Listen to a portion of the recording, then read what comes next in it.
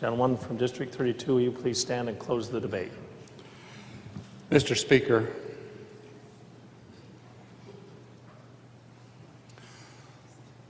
one of the reasons for this bill is that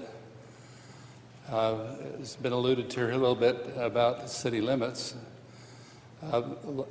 I have never seen yet in my life a red line painted where you get to the city limits on the highway. So you can go in and out of a city several times in your journeys around, even through our rural areas. And so this presents a problem for someone who can lawfully carry a concealed weapon under current law. And so that's an exact reason why we need to change this, so that we don't put a lot of our citizens in jeopardy who are law-abiding citizens who have inadvertently may cross a city limit line. Mr. Speaker, another good reason why we're doing this is that, as the gentleman indicated here a moment ago, the Idaho Constitution is different. And in that regard, we do have the ability to do some things, and we are exercising our ability to do that under our state constitution. I don't know about you, Mr. Speaker, but my email stream on this issue has been the largest volume of any I think I've ever received, and an awful lot of it's not very complimentary. But on the other hand, I have to tell you, Mr. Speaker, that this is an issue that is on people's minds throughout the state, one way or the other.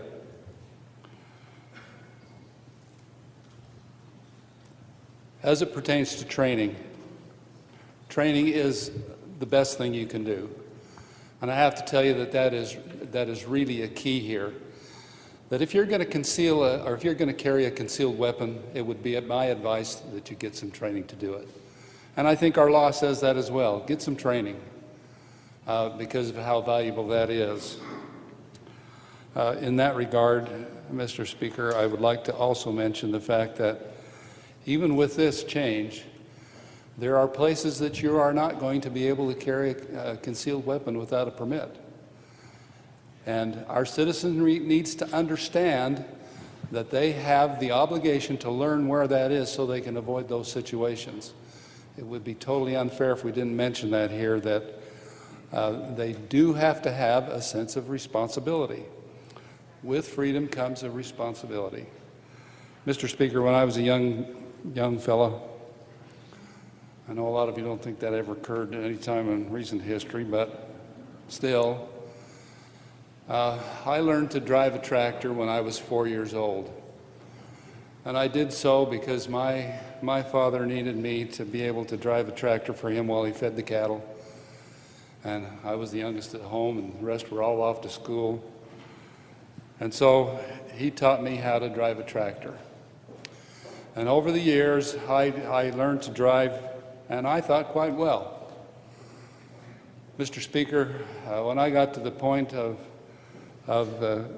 getting a driver's license, I was going to turn of age where I could get a driver's license without having to go through driver's ed. So I announced to my dad that I was not going to take driver's education. He said, "Yes, you are. And the reason why is you'll learn things about driving that you don't know that you need to know." And Mr. Speaker, as I took driver's ed, I got my license before I completed the course, but I learned a lot of things about driving that I needed to know. It was valuable. Training is so important. And I would emphasize to any, within the sound of my voice, get some training. Getting the permit won't hurt you, but certainly this is a very important piece of legislation that we define even better where you can carry a weapon without a permit. Mr. Speaker, debate is closed.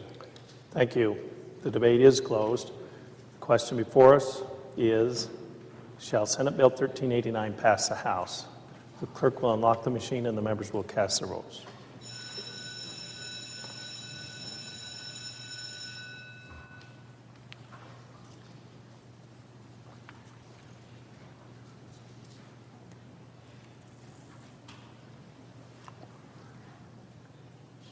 Has every member voted? Does any member wish to change his vote? The clerk will lock the machine and read the pairs. Crane votes aye. Pence, nay. The vote count shows 54 aye, I believe 12 nay, and 1 absent. Was it aye?